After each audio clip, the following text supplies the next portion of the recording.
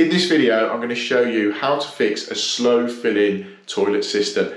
Really common problem, and there's a really easy fix to it. Let me show you. So this cistern is currently full of water. If I pull this and flush it, there's an issue with this fill valve. So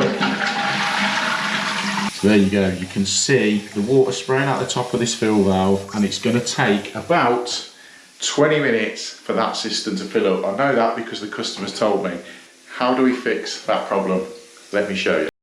Before we get on to it, get subscribed to the channel, give us a thumbs up, drop a comment below. Let me know how often you come across slow filling toilets. As a jobbing plumber, it's a lot. So as you can hear, this is still trying to fill up. It's been about 5 minutes so far, and the water is probably up to about there. So I'm going to show you the easy way to get these fixed. First of all, let's get the water off, like so. Luckily we've got a little valve here, but what we've got to do is replace the washer inside this Siamp valve. Now, here it is. This is the washer. It's like a diaphragm washer, don't know if you can make it out, with a little crosshead on the top and a little pin at the top. Now, it's quite straightforward to do. Just undo this top nut off it here. Like so. They're usually just hand tight, and then as you take it off, it just pulls out like that. And this will be the problem. I'll bet you this is split somewhere around it.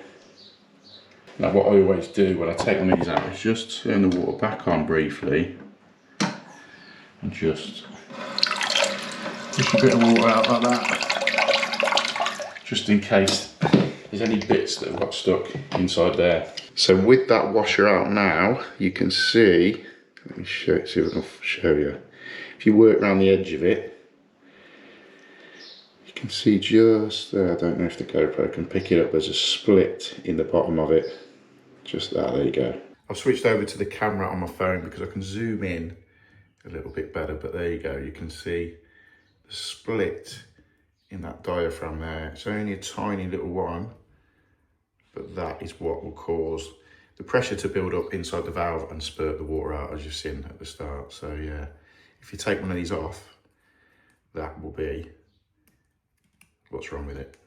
That is the issue. So we've got a new diaphragm washer. Now there is only one way you can put it into the body. If you see on the body there, there's a little cutout, and you'll see on the back of the washer, there's that bit there. So marry that bit up with there, line that up that, like so. And then all it is then, this bit can be a bit fiddly, is getting it back onto there. But you've got to make sure this prong is in this bit of the valve, like so. So just hold that there and then lift your diaphragm back into position like that and get it screwed on. Little hand tight, don't tighten it up too much. Little nip up there. So with that in place, we'll just get the water back on. So little isolation valve there. Turn it on, and it's now filling up through the bottom of the valve. And obviously, as that water comes up, push the bottom of the float valve, hold it off, shut the water off in probably about 20 seconds instead of 20 minutes. So we just make sure that fills up, get it tested, and see how we're getting on. A few moments later. Perfect. So there we go, shut off in probably 30 seconds. Let's give it another full flush just to make sure it's all right.